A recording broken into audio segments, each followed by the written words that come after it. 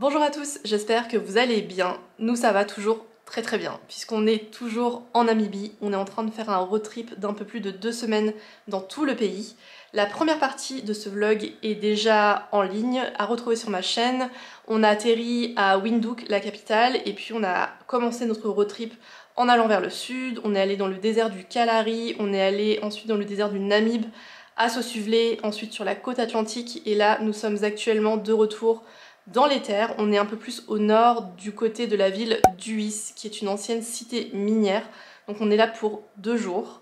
Demain, on a réservé une activité avec le lodge, puisqu'on va se lever très tôt pour espérer voir des éléphants du désert dans le lit d'une rivière qui est actuellement asséchée. Donc je vous emmène avec nous, et puis ce qui nous attend pour la suite des aventures, c'est 4 jours dans le parc national d'Etosha, qui est un parc national très connu et qui est une destination qui est assez prisée pour faire des safaris. Donc voilà, on espère que cette expérience sera riche en émotions. Donc voilà, je vous emmène avec nous.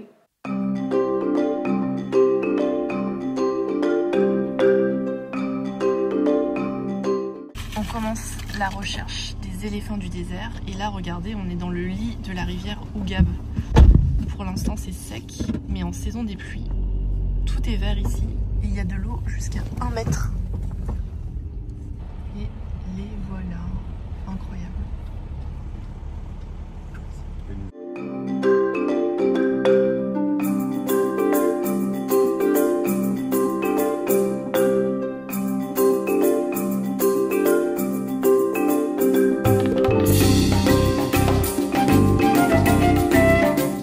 On est sur la fin de l'excursion et le guide nous a amené un peu en hauteur pour qu'on ait un joli panorama sur le Brandberg qui est juste devant nous, qui s'appelle donc la montagne de feu.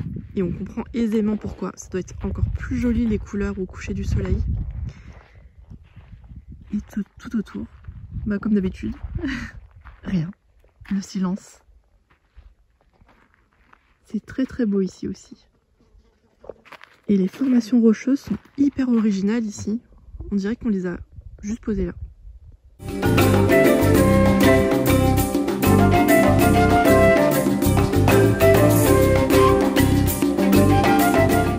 Après 2 heures de route, 2 heures et demie je crois, nous sommes arrivés en plein cœur du Damaraland, qui est une région qui se situe au nord-ouest de la Namibie. C'était il y a quelques décennies une région autonome.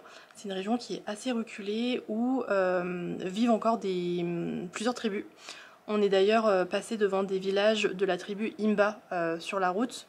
Et donc on est arrivé à notre lodge qui est à flanc de montagne. La montée était un tout petit peu raide, mais la vue en vaut vraiment le coup. Je vous montrerai juste après un room tour ainsi que la vue de notre chambre qui est incroyable. On a vraiment le désert et la nature à perte de vue, et c'est vraiment super beau. Donc on est là une nuit seulement parce que c'est un peu une étape avant le clou du spectacle de ce voyage, qui va être le parc national d'Etosha. Dans la précédente vidéo je disais qu'on restait 4 jours, mais en fait on reste plus que ça, puisqu'on reste en fait 4 nuits. Donc voilà, j'espère que on va voir plein d'animaux. Le parc national d'Etosha, c'est un endroit qui est vraiment très réputé pour faire un safari en Afrique. Il me semble que c'est l'un des plus beaux endroits pour en faire un. Donc voilà, ça c'est notre prochaine étape. Là, comme je vous le disais, on reste qu'une nuit, donc ce qu'on va faire, je pense, c'est juste se reposer un petit peu, puisque mon chéri est le seul à conduire durant ce road trip. Donc voilà, je me dis qu'un jour un tout petit peu off, ça fait pas de mal, puisqu'on enchaîne quand même pas mal de kilomètres. Quand on est dans un lodge, on fait pas mal d'activités aussi. Donc cet après-midi, je pense qu'on va pas faire grand chose, juste profiter de ce cadre incroyable, peut-être faire un plouf dans la piscine, et demain, direction Etosha. Je vous montre notre petite chambre qui est dans un chalet individuel comme dans beaucoup de lodges. C'est un format qui est très appréciable. Là on a une petite terrasse rien que pour nous à l'ombre. J'adore la porte, on dirait qu'on rentre chez Hagrid.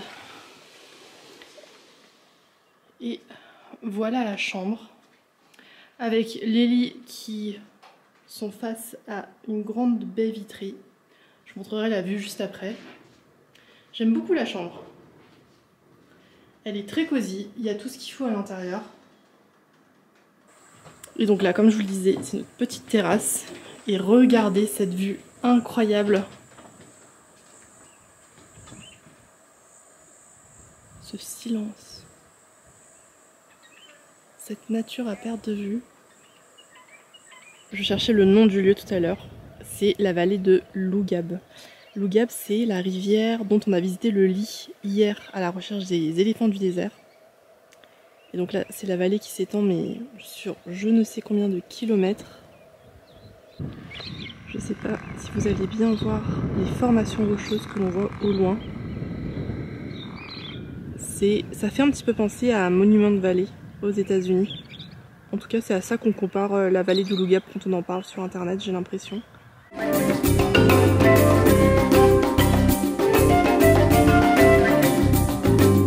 Il est 6h30 du matin. Regardez ce magnifique lever de soleil. Encore un petit déj de champion pour commencer la journée. Des œufs au plat, du thé rooibos, du jus de goyave, une salade de fruits, un petit peu de salé et toujours cette vue incroyable.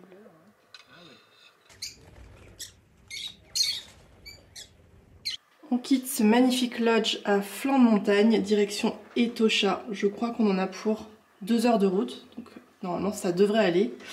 Et je vous fais un petit outfit of the day spécial safari, puisque il y a des couleurs qu'il est recommandé de porter et d'autres qu'il est déconseillé de porter. Typiquement, il faut porter des couleurs neutres que l'on trouve dans la nature, donc du beige, du blanc cassé, du kaki, etc. Et il y a des couleurs qu'il faut éviter, typiquement les couleurs franches, type rouge, rose fuchsia, etc. qui peuvent exciter, voire irriter les animaux. Il y a aussi tout ce qui est couleur foncée, comme le bleu marine et le noir qu'il faut éviter parce que ça peut attirer les mouches tsetse, pardon. Donc voilà mon outfit of the day pour Etosha. C'est parti pour le safari. On est bien arrivé à notre nouvelle étape qui est le parc national d'Etosha où on va rester 4 nuits. On va faire ça en 2 étapes. Là on est actuellement au niveau de la porte Anderson qui est au niveau sud du parc national. On est arrivé sur les coups de midi, donc la chambre n'était pas prête. Et ce qu'on a fait, c'est qu'on n'a pas attendu. On a foncé direct dans le parc national d'Etosha. On n'avait pas pensé à prendre une carte. C'est chose faite maintenant, mais du coup on a un peu roulé à l'aveugle. Mais c'est ça aussi qui fait la magie de l'expérience, c'est qu'on ne sait jamais sur quoi on va tomber. Et on a vu des choses mais vraiment magnifiques. Demain matin, on va se lever très tôt puisqu'on a réservé une activité qui est une excursion d'une demi-journée dans Etosha avec un guide et on y va au lever du soleil. Donc voilà, j'espère que ça va donner lieu à de très belles images et de très belles rencontres également. Je vous montre juste après les séquences qu'on a filmées cet après-midi dans Etosha.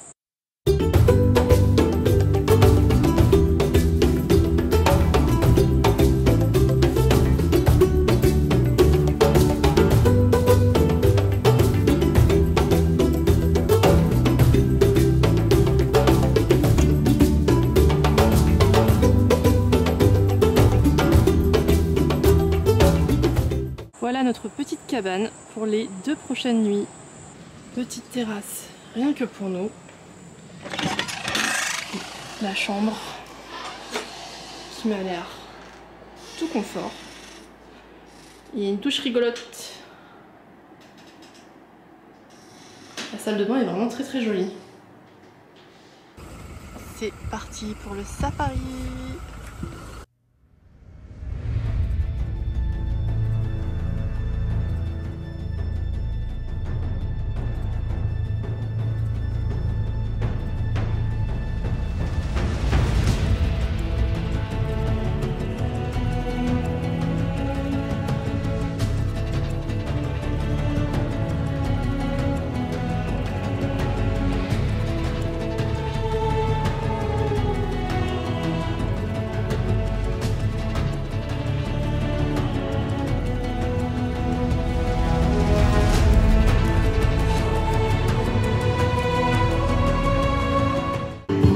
Ambiance musicale pour le dîner, comme hier soir. C'est super chouette. Bonjour, on a quitté notre lodge ce matin, direction Etosha Est. On était au sud du parc Et la route va être assez sympathique puisque pour relier ces deux endroits, on va traverser le parc national d'Etosha tout simplement. Donc voilà, normalement la route ne devrait pas être ennuyeuse. On va faire un safari pour rallier notre prochain lodge. Et je me suis dit que aujourd'hui, j'allais vous filmer les animaux qu'on allait voir et peut-être vous expliquer ce que c'est puisque les jours précédents, je vous ai inséré des séquences de nos safaris. Mais je pense que je vais mettre de la musique par-dessus parce que je parle pas du tout. Et là, je me dis que ça pouvait être intéressant pour vous de savoir quels sont les animaux qu'on allait voir ici. On est arrivé à un point d'eau où il y a une très grande population de springbok. C'est une espèce qu'on voit assez régulièrement à Etosha. Ce sont des petites antilopes qui sont d'ailleurs l'emblème national de l'Afrique du Sud. Et on les appelle springbok parce que spring, ça veut dire bondir, rebondir en anglais. Et en fait, quand elles courent, elles font des petits bonds, très gracieux d'ailleurs. Un autre springbok qui traverse la route. Et regardez, on s'est arrêté à côté d'un arbre. Et il y a toute une meute de lions et de lionnes. Et on est vraiment très près. C'est hyper impressionnant. Et un petit peu plus loin, un petit point d'eau. Regardez, on est vraiment très chanceux. Il y a 4 petits lionceaux qui se prélassent au bord de l'eau. C'est juste magique.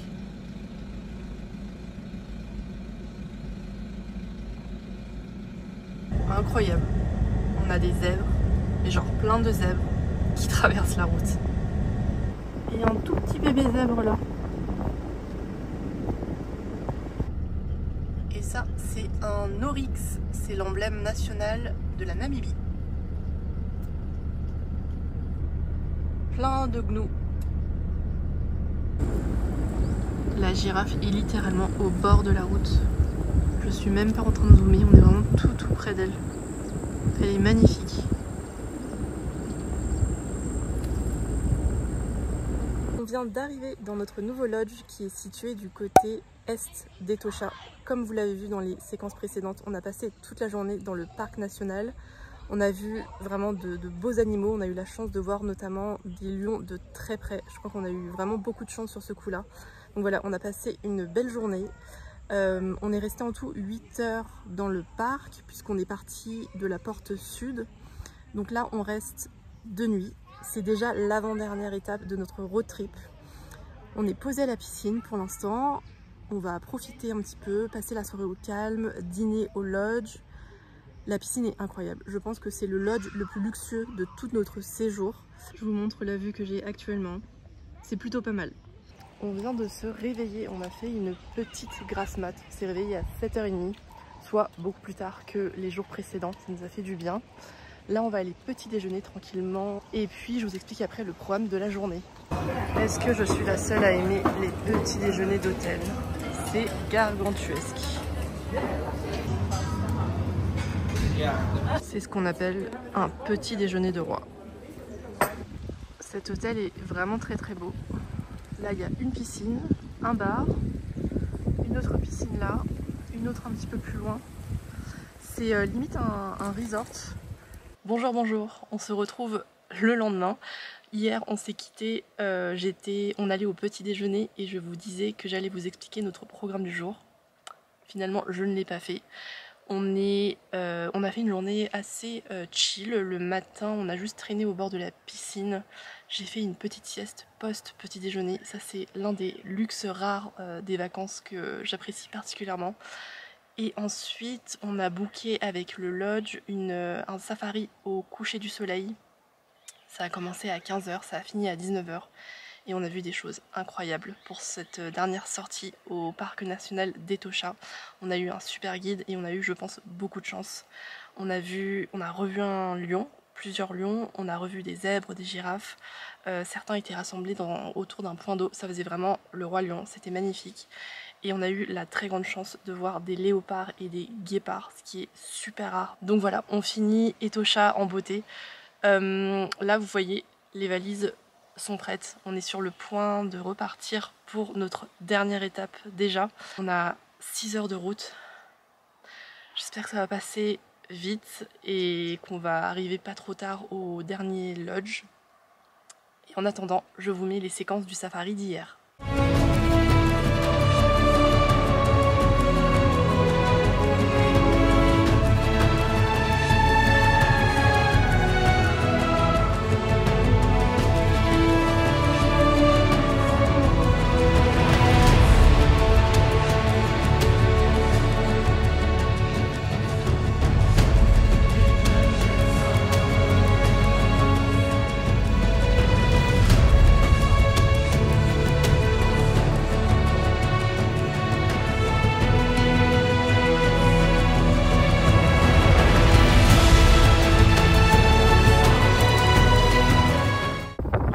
Sur la route, en quittant le lodge, les animaux qu'on n'a pas vus à Etosha et que je voulais voir. Toute une famille de phacochères. On se retrouve quelques heures après. Finalement, on en a eu pour moins de 6 heures de route, ce qui est une très très bonne chose. On est arrivé à la dernière étape de notre road trip, qui est le haut plateau du Waterberg. Donc depuis Etosha, on a roulé vers le sud et on est arrivé dans cette région qui est à mi-chemin entre Etosha et la capitale Windhoek, vers laquelle on va se diriger pour prendre notre vol retour. Je vais vous montrer la chambre juste après et surtout la vue de notre chambre.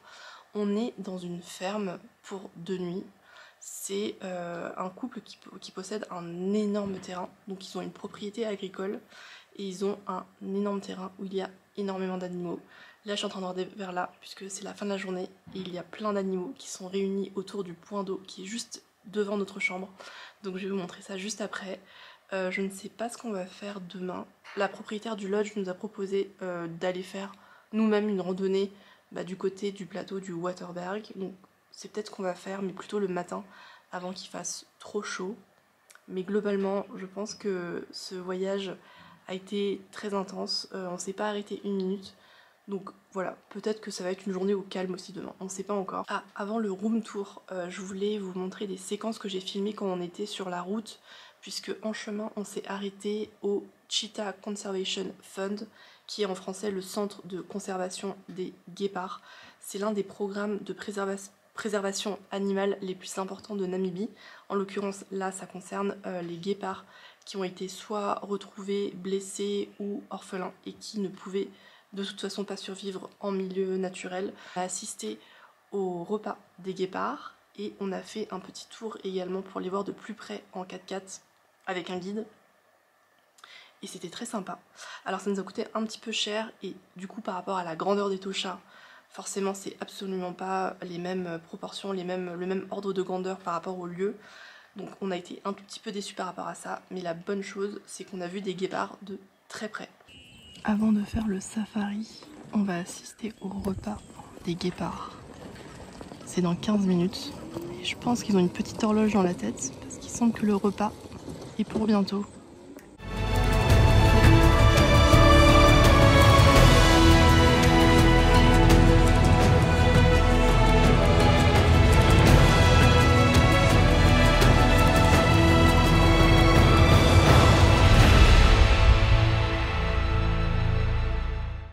On a une très grande chambre, donc ce qui est plutôt appréciable.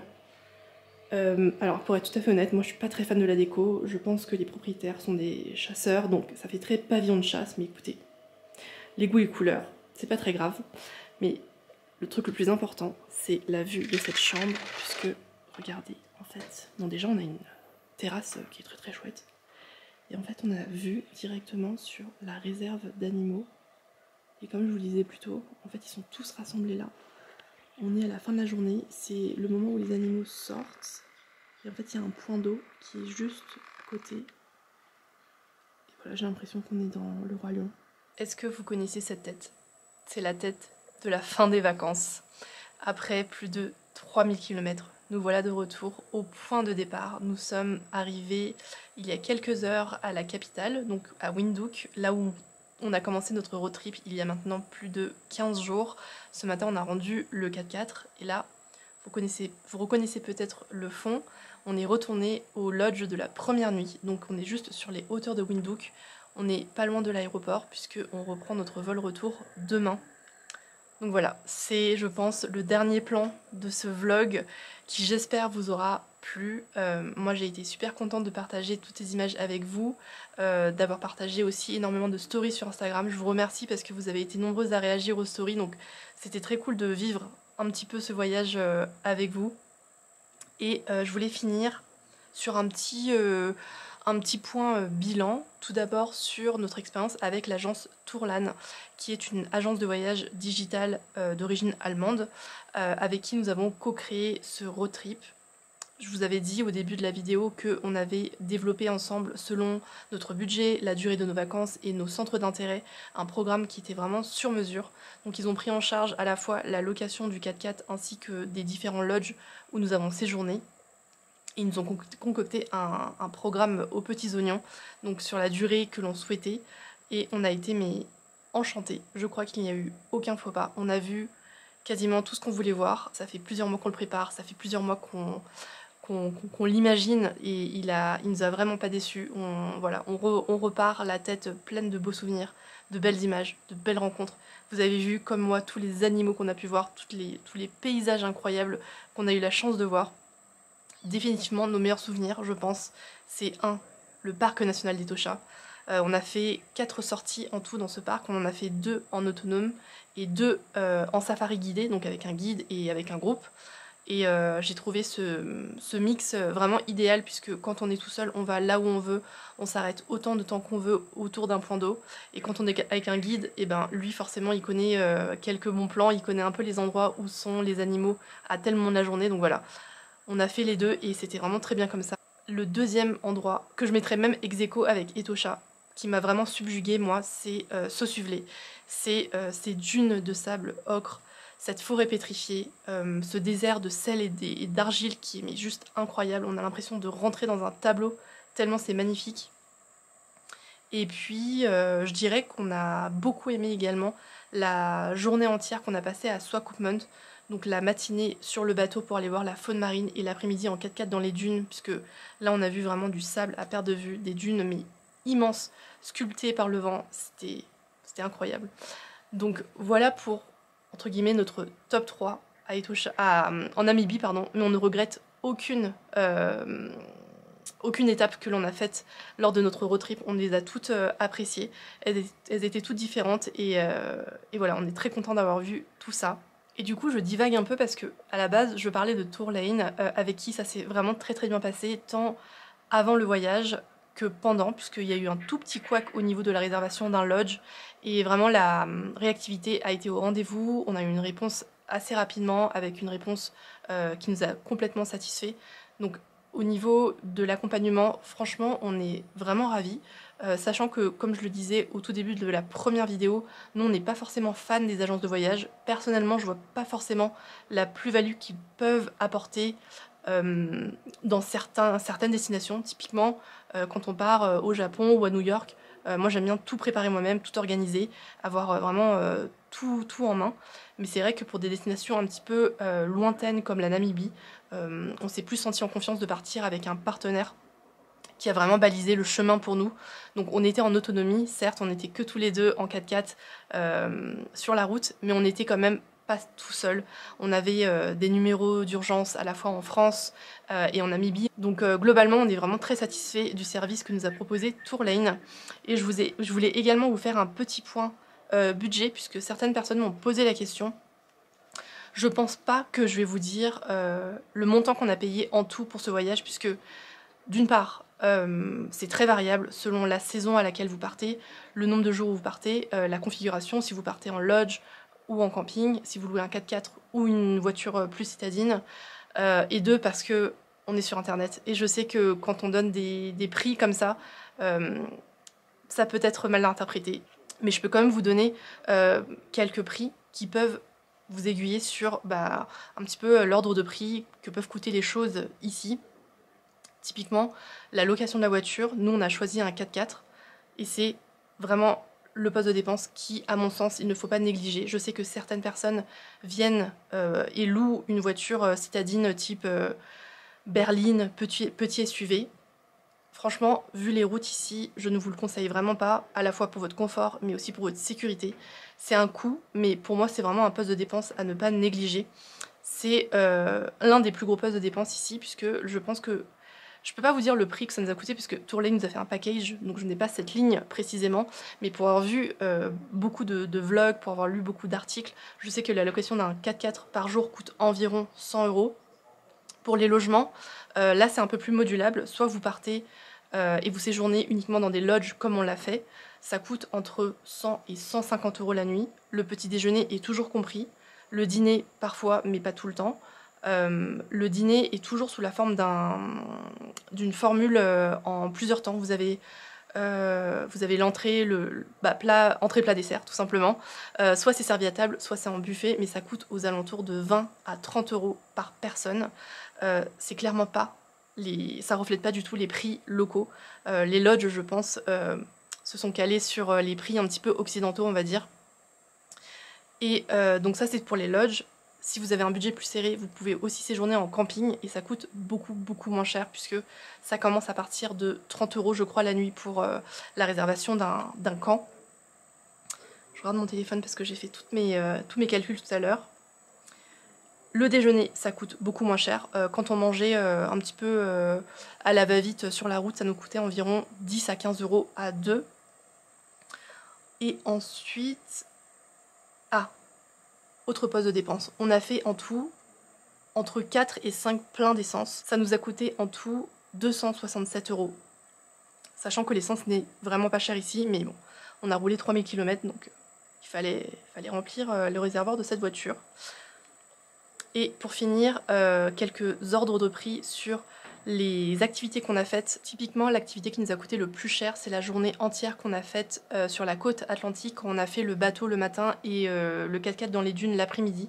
Ça nous a coûté 180 € par personne. Aussi les safaris à Etosha, les safaris guidés, souvent c'est les lodges dans lesquels vous séjournez qui proposent ces activités directement, donc vous les réservez directement auprès du lodge. Quand on a fait les safaris en demi-journée, ça nous a coûté entre 50 et 60 €. Mais si vous voulez y aller en autonome, comme on l'a fait durant 2 journées, l'entrée coûte 8 € par personne. Donc voilà, vous pouvez faire un mix d'activités avec des guides parce que vous avez envie d'être accompagné ou parce que vous pouvez pas le faire autrement. Typiquement le bateau, on ne pouvait pas le faire tout seul. Soit vous pouvez y aller en autonome et ça coûte beaucoup moins cher. Je crois que c'est la fin de ce vlog. Si vous avez d'autres questions, je serais ravie d'y répondre. Si je vous ai donné envie d'aller en Namibie et que vous avez des questions, eh ben, n'hésitez pas à me les laisser en commentaire et je vous répondrai avec vraiment très grand plaisir. J'espère que cette vidéo et la précédente vous auront plu. Si c'est le cas, n'hésitez pas à aller liker et à vous abonner. Quant à moi, je vous retrouve dimanche prochain avec une vidéo un petit peu plus dans la ligne édito habituelle. Ça sera soit de la beauté, de la mode ou du lifestyle. Merci d'avoir regardé cette vidéo et à bientôt.